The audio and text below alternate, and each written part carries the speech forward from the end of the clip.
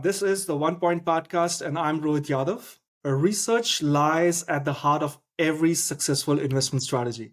It's not just a tool, it's a critical process that empowers investors to make informed, strategic, and profitable decisions.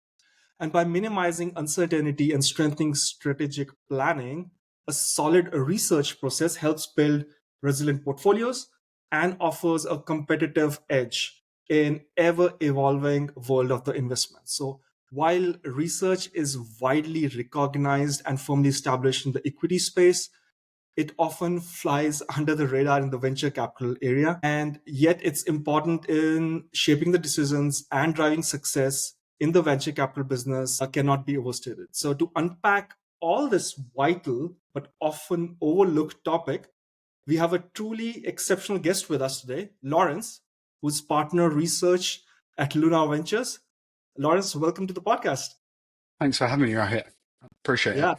Thanks for joining in. So the way we'll do this podcast is I'll bake your introduction within the questions I ask you. So I will begin with the first question.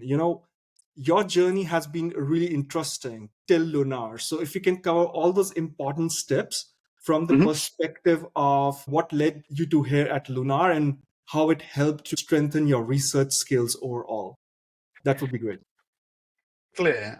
So I never set out to get involved in VC. That's never been the path. In fact, when I graduated in '08, there really wasn't a path. I mean, I didn't even know VC existed. I knew banking existed, but not really venture capital in the UK. And so my path was really what interested me, which was just technology. Really, and the only pathway I knew into that at the time was as a market researcher. And so I started my career as a market researcher, starting in measuring market sizes, helping clients understand new technologies, new trends. I did that within the telecommunications space at first, working for clients like BT and Ericsson. And then that sort of merged into broader emerging technologies. And I was lucky enough at my firm to lead a project quite young, well, relatively young, for what are the emerging technologies. But the firm was really interesting. It had silos. So there was the automotive team, the healthcare team, the chemical and material team, and the telecommunications team. But there was no one or no project to look across those teams and to try to understand what's interesting in telecommunications, what's interesting in automotive. So I led a project where I worked with all the analysts across all of those fields to identify some core emerging technologies. So in about 20, I don't know, I can't remember, maybe 13, I published something called Game Changers internally and for our clients, which looked at, if I recall, number one was natural language processing, which would become, well, the transformer model obviously wasn't out then. So it was sort of, NLP, the academic side of things. It was sort of IoT, Bluetooth beacons, I remember, 3D printing, and Bitcoin, interestingly, in 2013 was something that was very, very early. And then that led me to go and do a project with Intel Labs, where it turned out I was the only person in all of their Intel Labs research groups externally, I guess, that had written or done a research report around Bitcoin and the opportunities for mining and developing new chips. And so I helped Intel for a year or so on developing their strategy for Bitcoin and I suppose cryptocurrencies broadly. I think I remember coloured coins being a thing back then. Doesn't exist anymore. And then that sort of led me into the weird, wild world of crypto, where I helped, I guess I was first employee, or sort of maybe founding partner, depending on ego. I was at Lunar Ventures and helped run that, grow that business. Starting as an investment fund, it turned into an accelerator, and that led me to go very, very deep into crypto. But the core of a lot of what I've said so far is my expertise is on looking across multiple fields and multiple disciplines to try and pull out interesting technologies, themes, and crossovers and intersections that are interesting. And that could be interesting for policy, could be interesting to invest in, could be interesting to our clients. So I think at its heart, I'm a researcher, a cross-disciplinary researcher. Okay. Amazing to hear your journey. And did it occur to you that you always wanted, since you said the venture capital wasn't even clear to you or known to you in theory, so did you always envision that you are a personality who can go deep into into such topics and uncover and unravel new ideas, new technologies, or new topics altogether? So did you see yourself as a personality? What I want to understand is, does it come within you or is it a learnable skill? Um, I think over the decade or so, I think increasingly it's clear to me that I have the right temperament to do it. Um, Part of that is has been my hiring over the years, working with other people in the industry to understand. I still have the view that you can't be both a world-class researcher and a world-class investor. I actually Okay. think they're two different skill sets. I might be focusing on the world class aspect of that, but I think my temperament is I would rather every day be reading academic literature or scientific papers or reading very multidisciplinary work that might not have tangible execution benefit. For example, if you're a world class investor, you should Okay. be constantly on the search for live deals you can do, focusing on founders, focusing on things that are transactions. And my instincts are not to do that. My instincts are to look for the next thing. And so I don't know whether that's the teachable. It probably is, but you probably need some core or personality trait, which is more introverted, more interested in sort of the art of the possible necessarily than deal making. Good to understand this nuance. I mean, we will capture much more in depth later in the episode. So for now, I would love for you to explain Lunar Ventures. What does Lunar do, and why is research an important aspect for Lunar Ventures?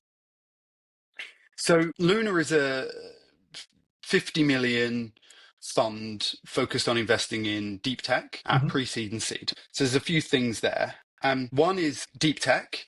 So one is we invest in technology where there's a core element of IP, there's some technical differentiation. That's important there. Generally, the definition is sort of transformational to a market, Mhm. and that means our job is to surf the technologies and trends that are coming up. I'm not looking for companies that have revenues. I'm looking for companies that are sort of MVP stage or have a novel approach to a market. For example, you know, we AI accelerators, just to use a very concrete example, we already have NVIDIA and lots of GPU makers. We've moved into AI accelerators, but we have lots of new designs that are at sort of TRL, technical readiness level, 6, 7, or 8, which is that, we're still putting together the circuits. We're still trying to understand, do these things scale with new materials like analog computing, neuromorphic computing, photonic chips, these sorts of things. And so I spend a lot of my time, and the fund spends a lot of their time, trying to understand these nascent technology areas in a way that means we can invest when we think the market is investable or that there's a team that is investable, which is normally pre-seed or seed, right? The first money in. Research is obviously, as I've described, critical to that because you can't speak to other investors about what are you investing in, because Okay. really we want to be the first investor, and we True. can't rely on other investors to do diligence for us because they may not understand that market yet because it's not a true market, and you can't necessarily identify those markets just by searching the web or by just speaking to other startup founders or go to events.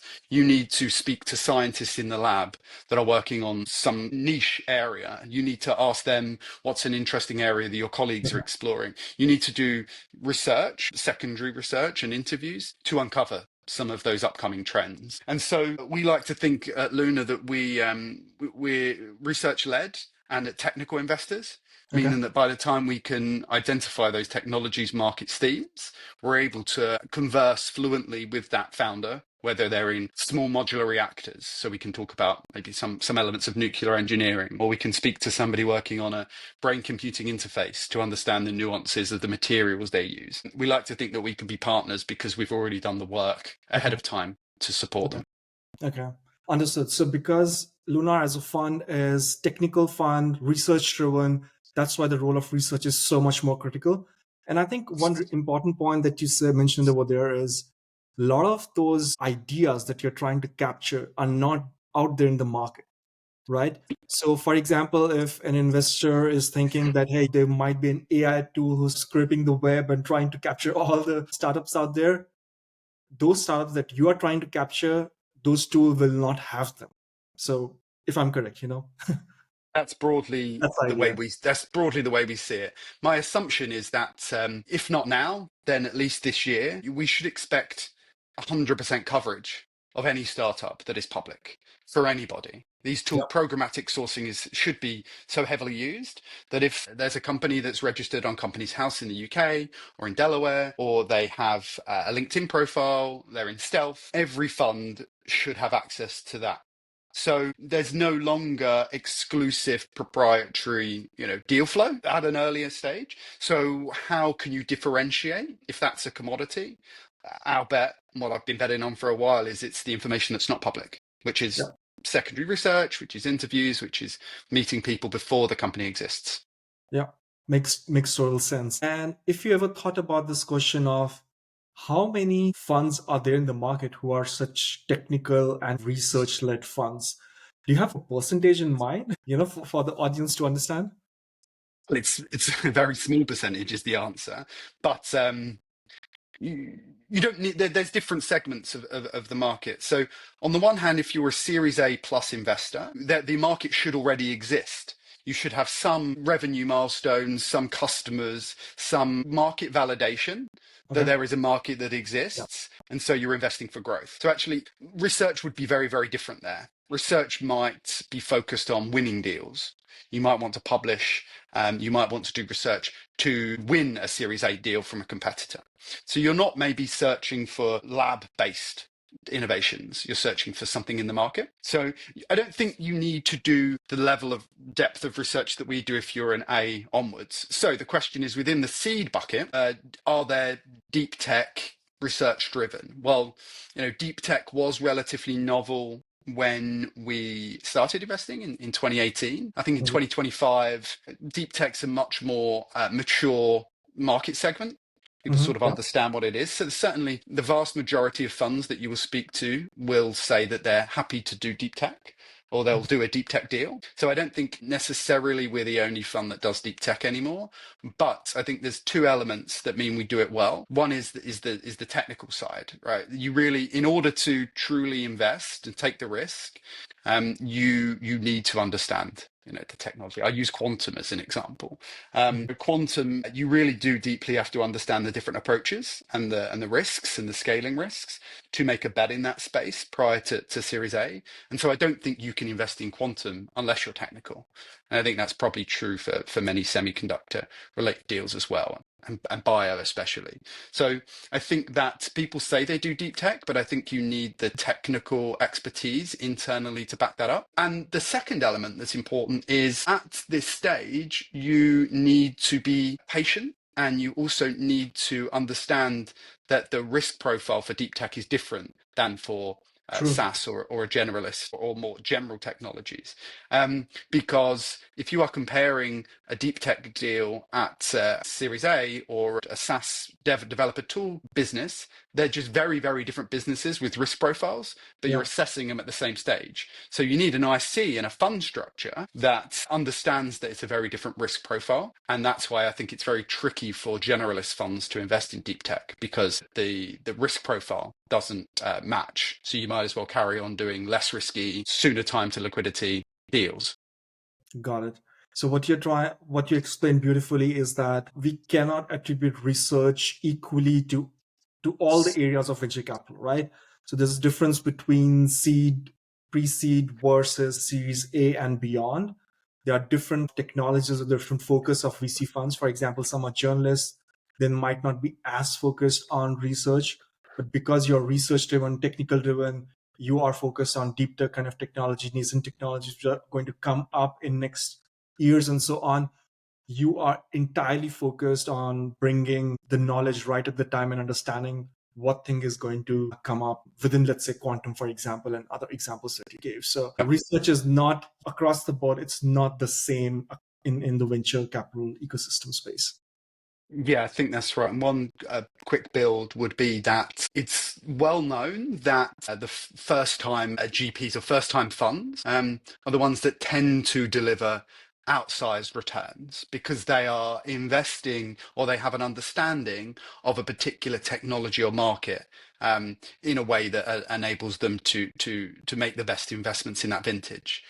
So I think one way to mitigate that is as you get bigger or as you progress to your second or third fund, is to have a research team or function that is able to keep working at the frontier and to not ossify in your specific area of expertise. We focus on SaaS, we focus on e-commerce or marketplaces, and instead we as a fund can hopefully continue to reinvent ourselves by making sure that we're at the very frontier and able to pull that into the fund. So we hope that over time we can build a generational fund that is able to constantly surf the frontier and act like an emerging manager as we scale.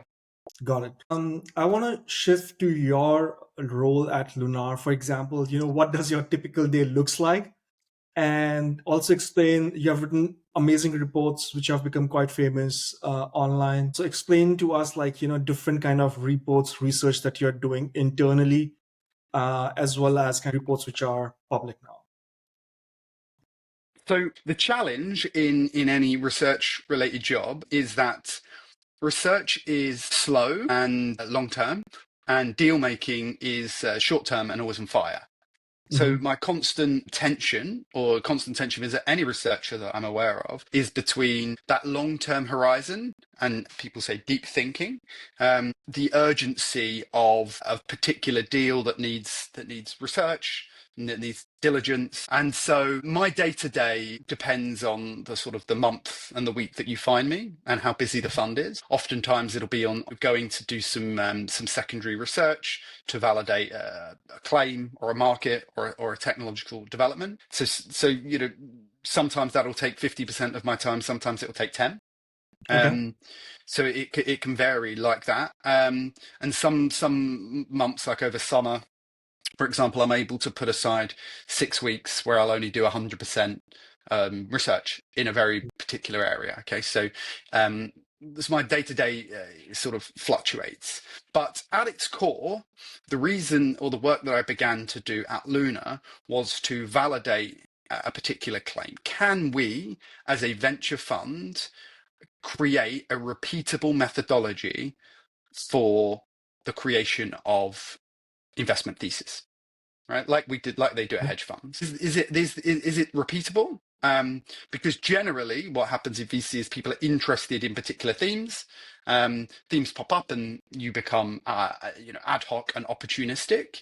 The idea was, is there a methodology that we can use that means that we can repeatably do it? And so for the first 3 years of the job was really creating that internally and testing different ways of collecting that research and evidence, different ways of updating it, and different ways of disseminating it.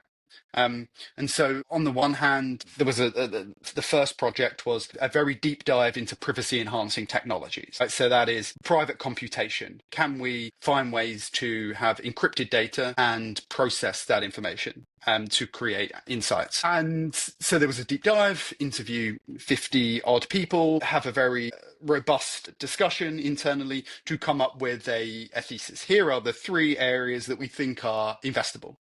And we go out and we can source those deals. We go to events. We try to make investments in that space. So one approach is do a deep dive in one area and make it tangible, put it out there to source deals, and also to try and turn that into investments. That's we've done that a few times with a few different papers. One to do with privacy enhancing technologies, other to do with the secure databases. And that approach, I think, works really, really well, but is not the core idea that I described earlier on, which is the what I call epistemic infrastructure, which is, as a fund, can we build a knowledge base or infrastructure which enables us to repeatably come up with with Hmm. thesis and themes. And that project is called State of the Future. And that's the sort of the name of it. And that's effectively came out of probably the first couple of years of research. There's everywhere. There's research on this theme, research on this theme. I spoke to this person. And the State of the Future was an attempt to bring all that together,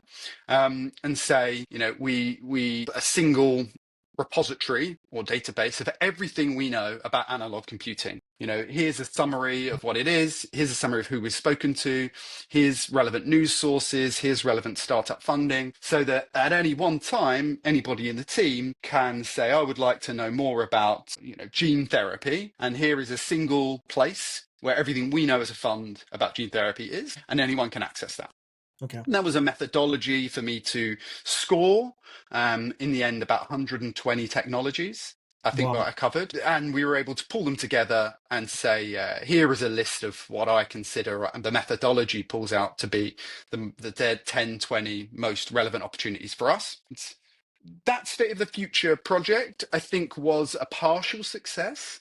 I think one of the core learnings from that, and why the project is slightly focused now, is that is too much information Okay. and it's too broad. And we as a fund can't execute on all of that information. I Okay. now know a lot about nuclear fusion. But can Lunar invest in nuclear fusion? Well, maybe. But in terms of opportunity cost, we're able to invest in other areas more effectively, or we're able to have a better fund startup fit. Okay. Same for a few other areas. So that project for this ton of epistemic infrastructure is partial success. So the most recent thing that I produced late last year was a refinement of that, to say, of all of those 100 and I think actually it's about 117, let's say, technologies, let's Mhm. narrow it, map reduce to 9, 10 core themes. And within those 9, 10 core themes, we can focus this year on just learning more and more and more about those 9 themes, and making it a bit more closely related to the privacy enhancing tech paper, which is here's a deep dive, execute and do deals. But now, instead of it being 1, it's this sort of 9. And every year we intend to refresh that with new themes that have emerged from the methodology. Got it. Got it. Amazing projects that you're doing internally. And so, if you want to focus just on investments, like supporting the investment due diligence research, what's your role over there? For example, if you can elaborate a bit more. I know you touched upon on this topic a bit, but maybe a little bit more, giving an example. You don't need to name the startup, but still. Yeah. It is something that I think the vast majority of VC funds that do research, probably this is the core part of the work. Research is partly thesis development, but I think the vast majority is this part, which is, we're doing a deal, robotics, and we would like you to go out there and do a market landscape work. So go out and do some research on, find out all the funds, all the startups that have been funded, how much have they raised, who invested in them, do a map to understand, the competitive landscape, and then potentially look at, okay, on their slide deck, it says this is the Yeah. competition, but can we validate that? And then if so, can we speak to any of those companies or their investors to understand the market landscape? So what research for deal making looks like is really market related. And sometimes for us, it is to validate some of the technical claims. So Got in quantum, for example, if somebody says there's a superconducting quantum computing has a problem with cabling. The cables within the fridges are huge and use up a ton of energy. Well, let's go and speak to someone in a superconducting company and validate that claim. That also, I think, is a large part of what we do, which is to say we de-risk some of the claims of the startup from a technical perspective and a market and competitive perspective. Got it. I love the last sentence that you mentioned. It's about de-risking, right? So that's one of the core ideas behind doing research in a due diligence process. I would like to switch gears and zoom out and talk about research in the venture business. Venture asset class is growing, right? So it's becoming more mature, how things are done internally, the processes involved, and so on. What does it mean for research as a function? How critical it is becoming? How do you see this taking shape as a function within newer funds which are coming up into the ecosystem? So I would separate 2 things. There's research and there's data. Hmm. And a lot of it is sometimes lumped together. So you do data and research. And so a lot of what was research or data and research was really programmatic sourcing or data science. So on the one hand, it was using modern tools to, especially a lot of modern LLM-based tools, vector databases, to understand our internal processes and pipelines on the one hand, and the other is create tools that do sourcing, scrape the internet. So a lot of what people do as research is mainly that part. So it's a different skill set. It's data science. That's not me. So that's one part that I think new funds can probably more easily do, or at least previously, maybe you've hired a team of data scientists. Maybe increasingly you don't need that team, or you need one person to be able to do that bit. The other part is initially the smaller funds. Really, if you're a very good venture capitalist, you should be doing a lot of what I described yourself. Research. Honestly, you Hmm. should be validating the technical claims and you should be validating the market and competition.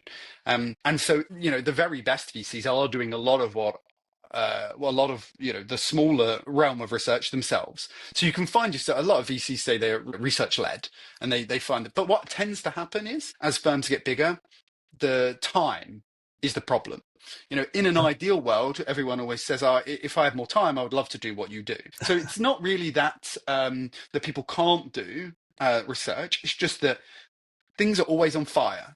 And if you're a small fund, you also have to do reporting, you have to speak to LPs. There's a whole Yeah. bunch of things that make up the job. And so I think the way I think about research is that it's a ring-fenced, very ring-fenced function or competency or person who culturally is expected to try and step back as much as possible so Okay. that the fund has the opportunity to not just constantly be looking at itself and looking constantly at what's in front of its face, and to give somebody the license to be able to do things that don't materialize immediately. Go and speak to that scientist or go to that random event that probably won't lead to a deal. So if I'm a new fund or I'm a fund that wants to scale, I think it's trying to build a culture where there is time and space for someone dedicated or a team to be able to go and do that, and to give them the license and the responsibility to come back with things that are novel, and things that you wouldn't otherwise be able to encounter in your day to day. And I think the returns to that will compound. So I think if you're looking to build a franchise, you're looking Yeah. to build multiple funds, I think research compounds over time. Because if Sure. you imagine what I do, 5 years ago, and I speak to 50 people, then year two to 100, and suddenly all that network grows. And so increasingly, I have a large network of people that I can call to source, a large group of people networked who I've built relationships to help with due diligence or to be able to discuss new ideas with. And that compounds over time. So I think that if I were thinking about what research means in 2025 for a fund, it's really about trying to sort of build a network externally that helps scale the company in a way that isn't just deal making. It's a way that scales it and builds brand, but builds brand and network that will compound for each fund. Awesome. Some amazing ideas. So one I captured, according to you, research could be ring fenced in a way that there's a single person who's responsible for this topic, and that person could be detached from the investment, but the main idea is to focus on research, going out there, going on events, talking to people. And as you did, it really helps to compound the network that you guys have. And probably it helps you to win the deals, right? So you know what technologies are coming up and so on. So you're on top of your field because you're able to have this function internally and build it over across the number of years, right? That's right. That's right. And you'd Awesome. be surprised, I think, or I am at least surprised on it sort of creeps up on you because over the years you look at so many different areas that when something comes in, you already have a very strong opinion that you can articulate to the founder and immediately you can have a rapport. So yeah, it's definitely a compounding exercise. You're not going to get a better deal flow in 12 months. That's just not the process.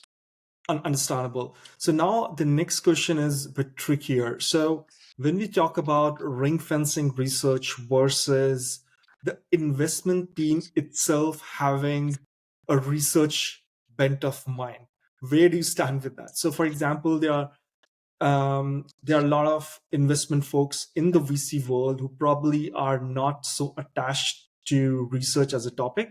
And at least what my core belief is that research is the bedrock of any investment, whether it's venture, whether it's equities. So for anyone to do a really good job, anyone to de-risk their deal, anyone to understand the risk involved in what they are doing, research is fundamental backbone, right? So if you have to talk about how critical the research skills are and how do they strengthen the investment capabilities, do you have any thoughts on that? Well, to make the bear case is, which I've heard, research is pointless. Just find the best entrepreneurs, give them money. Number one. Okay. Number two is don't try to galaxy brain the next thing. Mhm. Entrepreneurs are at the coalface, they're at the market, they know what's going on better than you do. So you, as Lawrence, could go out and try to understand quantum, but no, find the best entrepreneur in quantum and they will know better than you. Okay. Both of those arguments are compelling. And over the years, I think there's a lot to be said for just finding the best entrepreneurs. But I think it misses a crucial thing. Why would the best entrepreneurs take your money? Because they're the best entrepreneurs de facto. So a lot of the work isn't necessarily trying to come up with a better answer than the entrepreneur, but it is trying more to become a peer or someone that has done the work. So I see research as, ironically enough, proof of work. Is we are serious people, we do Mhm. serious research, and if you are a serious entrepreneur, we will partner with you, and not we won't just give you money and leave. We'll challenge you from a technical perspective, from a market perspective, to make you Yeah. better.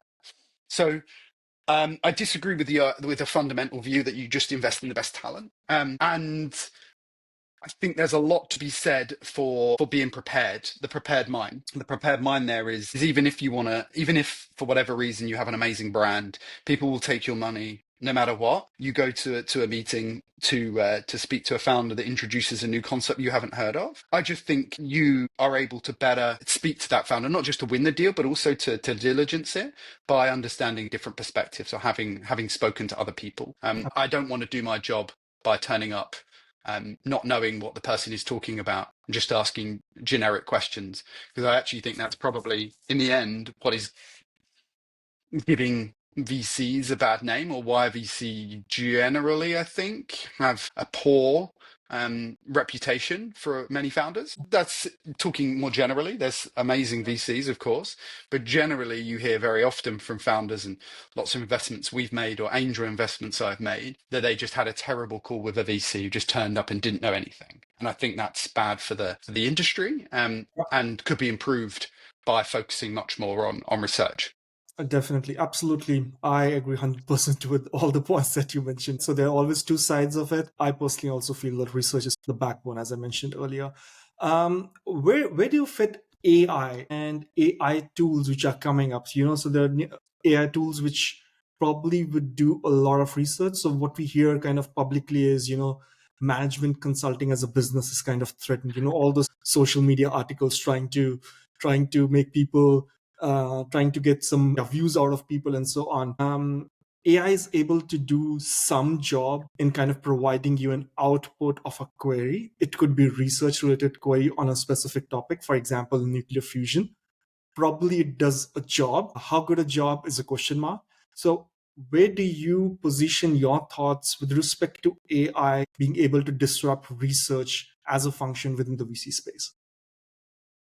Yeah, the framework to think about it is the augmentation versus automation question, which Mhm. is to say, in the short term, it augments research. If you're not using these two, if you're not using Claude or ChatGPT with web access or O1, you're not doing your job properly. That's the truth. Even on the basic, you go and do your own research, you absolutely should be prompting these models to critique it and find gaps. So on the one hand, they are assistants and that Okay. you should be using heavily, which on the one hand, I think, maybe research here would be a 3-person team, but it doesn't need to be. It's just me because of these tools. That's the truth. And then the question is, well, how quickly can it automate my work? Gemini Deep Research is extraordinary, and it automates a very large amount of some of the basic work that I would do. Yeah. And obviously, you could come up with prompts that get better answers and get better outputs. And I think it will make the average investor, the average person that focuses on investment, be able to do a lot of the research themselves. Now, the question is, what value add is there for someone like me or research on top of that? I think there are two things. One is the stuff that's not available to these models. A lot of that is primary interviews. Yeah. I think there's a lot of work, which is why I've leveled up on the number of interviews I'm doing, because that Okay. is proprietary access. And if you're a good interviewer and you're able to get information, that's proprietary. There's value there. And the second main thing is, if everybody is using these tools to say, should I make this investment in a nuclear testing company, then everybody's going to converge on exactly the same answer. So Yeah. you end up going to have a sort of an equilibrium that or if everyone's using the same tools, they say yes or no to the same stuff, and that gives an advantage to people like Lunar and myself and others that think about research deeply, which is we have additional knowledge to be able to incorporate, and we have judgment, human judgment to put on top, which is they've misinterpreted this or not accounting for this, or I think the internet is wrong about why. Let's say the number of shipments of GP will continue to increase more than TSMC is forecasting. I don't know, for example, because I spoke to someone, and Yeah. so therefore I think there's still value to be found. And I think how long that lasts is an open question. I'm certainly Okay. not of the view that my job will always exist. I think that if a lot of software engineering is going to be automated away. I think research absolutely is a part of that. But for now, there's still a role for judgment, and it's a way of differentiating as everybody else uses the same tools. I loved what you said. 2 points. Judgment, human judgment, obviously is super important. Whatever output you're getting, you cannot fully rely on that. So you can use as an argumentation. And the second is proprietary data. It's absolutely critical in what you guys are doing. That's your secret sauce. We are almost through. As one last question, as somebody young person who is listening to the podcast who wants to go in the research field, what skills do you think are valuable, and what tips would you give to somebody who's trying to start their career in the research function? I started because I was interested and curious in a lot of different areas, which is really tricky because generally for business value, it's better if you know one thing really well. So I'm the generalist. So the one thing is lack of embarrassment or shame to some extent, because in almost every call, I sound stupid, I Okay. think, right? Because of course, what do I know about nuclear fusion? For the first call, and then the second call, you get better, and third and fourth and fifth and sixth. I think often when I've hired people in the past or when I speak to people, that holds a lot of people back. And it's in particular challenge for people who are maybe PhDs or are used to being the top of their field. Mhm. They find it very difficult Yeah. to go into a different field and look stupid. A little bit like language learning, I always find. I always find the best language learners are those that just are able to sound stupid. And so I think the one hand, embracing being the dumbest person in the room Mhm. is a good way to do it, and to constantly be curious. That is at the heart of what I see in a good researcher. So there's some interesting interview techniques where you can try and uncover how embarrassed the people get. But I think that's a good one. That's sort of just something to cultivate. And the second thing is to write stuff online, just to write.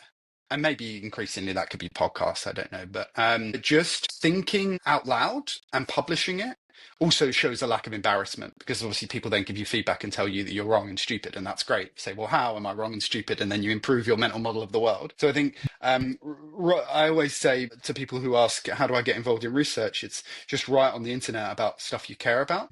And the more you do that, the more you're likely to get hired, I think, as a VC anyway, because you have expertise. So yeah, number one, cultivate a lack of embarrassment, and number two, write on the internet. Amazing points. I wouldn't have thought about the first one, to be honest with you. Hmm. Good. Let's switch to the last question on the personal side. I always love to ask this question. If there's anything interesting, inspirational idea thing, that you might have heard, read um, recently. It shouldn't be particularly from the venture space, but outside the venture space is also fine. that you would like to share with the audience? Well, it is outside but inside. I mean, at the dinner table with my kids, we always say, who did you help today and what did you learn? Which is pretty interesting. And I think when I ask those questions, what did you learn? A few days ago, something sort of clicked, which is that my job is to look at emerging technologies and say, are they viable candidates to invest in? Will they return capital in 10 years? Long time frame for many people, but actually very short if you think about the lifetime of children. And one thing occurred to me that when I'm looking at brain computing interfaces, literally headsets that we wear that is able to predict what we'll think next, and I think about nuclear fusion as two very specific examples, we are talking when my kids are, early 20s, I would expect both of those things to exist in the world. Right, so, nuclear fusion, relatively clean, very clean, relatively cheap at first, but will get cheaper. And brain computer interfaces, that's amazing. So take yourself out of the moment to think about, our day to day, and just think the future 15, 20 years. It's amazing to think that those two things will exist in the world. I mean, if you solve for energy in the world, I don't know how many conflicts you can solve, right? Everything is downstream of energy. Right? Yeah. We're funny, we're deep tech investors and care about software and computing, but the truth is this energy in. The more energy, the cheaper the energy, and the more we can do, the higher economic growth. So if we can solve for energy, we solve for the rest of it. And I agree with you. That's why it's really exciting. Amazing last words, Lawrence. Thank you so much for joining in the podcast and enlightening us in your journey on this research part and why it's so critical for venture space, and talking about Lunar and what it does. Thank you so much. All the best. Take care. Thanks, Rohit. Appreciate it. Thank you.